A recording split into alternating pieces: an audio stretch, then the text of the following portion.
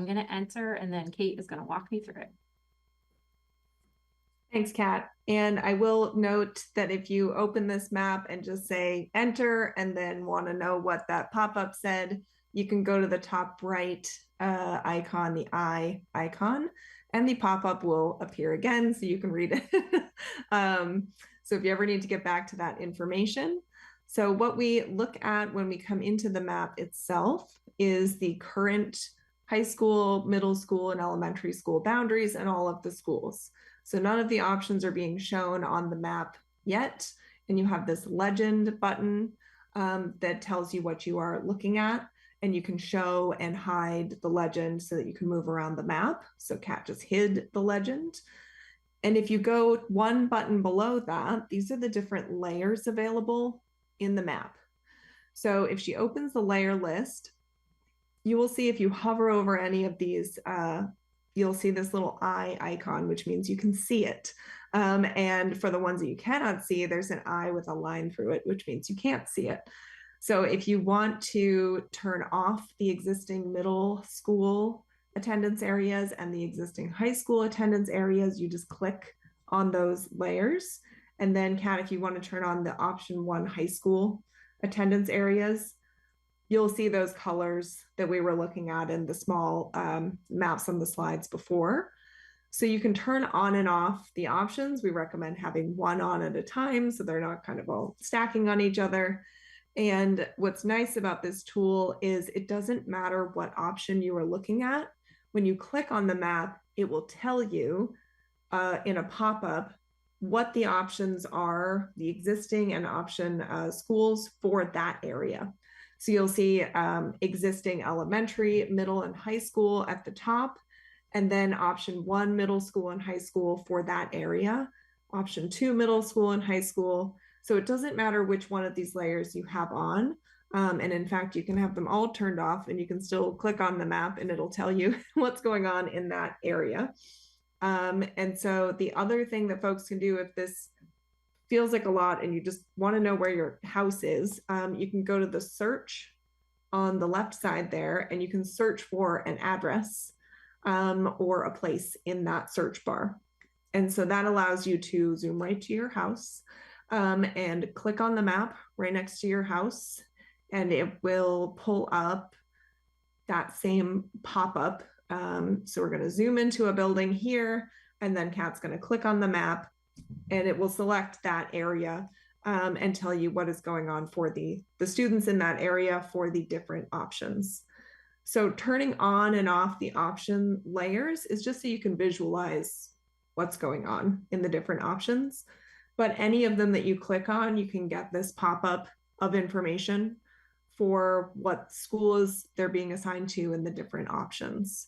And I think that is and you can turn on an aerial image as well as the base map, but the colors don't come through as well on this one. So if you do want to zoom in and look at specific buildings, you can turn that on, but the topographic kind of street view map allows you to see the colors for the different options a little bit better. So you can turn on high school attendance areas and current high school boundaries if you want to see what the difference is between those. And then you can turn off the elementary school boundaries if you're only interested in what's going on at the high school level. So you can see a comparison here for option 1 between the current high school boundaries and the option boundaries. So where might those changes be happening when we install an entirely new high school boundary into this study area. So that is the interactive map. And you can always refresh the website to start all over again if you need to, but you feel free to kind of play around. And you can always show the legend and hide the legend depending on what you're looking at, and it will tell you exactly what you are looking at there. So thank you so much, Kate. I'm going to go back to the webpage again and just remind people that that is right here. It's the interactive map. It is the same link for all 4 options because, like Kate said, we wanted you to be able to layer and to compare them all at the same time, since you would be looking at all of the options for the Woodward study. And then down at the bottom, you can see the link to the survey. And this is going to be really important because after you've had a chance to look at all of the resources that you want to for each option, we are asking that you go to the survey and give us that feedback by option. And for the survey, it will ask you 2 questions about each option. What do you like about the option? What do you not like about the option? And that really gives you a chance to give us that feedback so that we can really start to use that as we go through this process. I want to return for a moment to the boundary study webpage just to show you something else of interest. So again, here's the button that takes you to the Google site. But if you scroll down, you can see that for the Woodward boundary study, we have the 4 Zoom meetings today. This is the 3rd of 4.